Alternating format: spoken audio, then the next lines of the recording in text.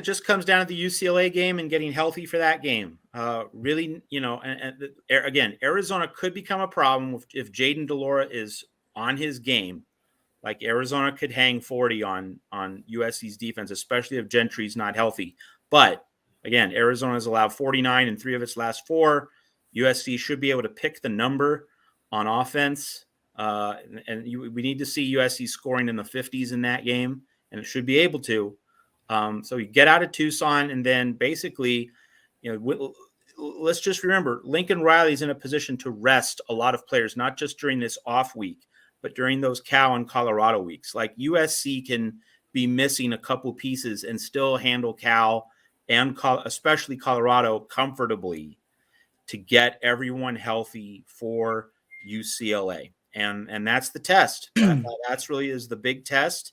And it's going to be extremely difficult. Like UCLA has everything that Utah has, only with also Charbonnet, an upgrade from Tavion Thomas.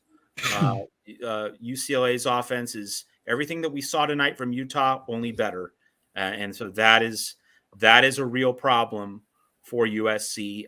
It's a kind of game where, if you lose serve even once, and you're going to lose the set. If you have to hold serve all the time, and so when we evaluate USC's offense, I mean, it wasn't perfect, and it did get a little bit sloppy after it got the 21-7 lead.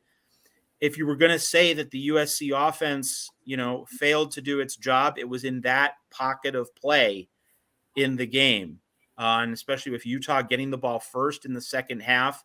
That was kind of the bridge period that enabled Utah to get back in the game. So USC's offense wasn't perfect, but really, if you're expecting an offense to be perfect to win, this was the reality check on the defensive side of the ball.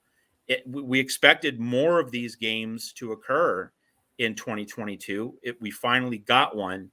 And so, I don't have a lot of complaints for the offense because let's be realistic. When you put up 42, when you have 2 great tie-breaking drives in the second half, one of them was a 11-play, 90-yard drive. Just could not ask for more out of each and every player on that offense.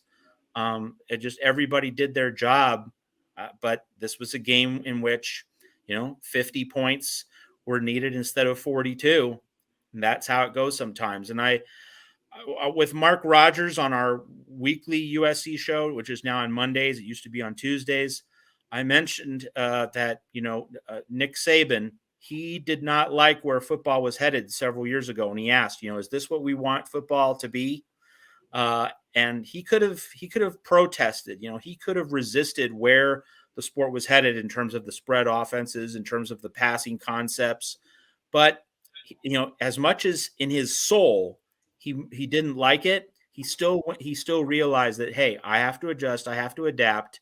There are going to be some times in a college football season. We saw this today with Alabama against Tennessee, when you just have to score more than the other guy. There's going to be a game or two.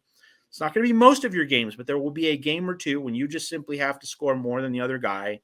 That was the case in Bama, Tennessee, and it was the case here in USC, Utah. And so USC scoring 42, it didn't turn out to be enough, but it's just, we knew that this defense was going to run into this kind of game at some point. And I think that, the weaknesses that we saw from Oregon State's Chance Nolan and then from Washington State's offensive line, I mean, the Cougars did not look good tonight against Oregon State. Just other Pac-12 opponents had lots of limitations that Utah did not have. And as soon as Cam Rising returned to his 2021 standard, which had largely been missing from the first half of the season, when Cam Rising rediscovered what made him so good last year, that was USC's misfortune to run into, a quarterback playing at that level.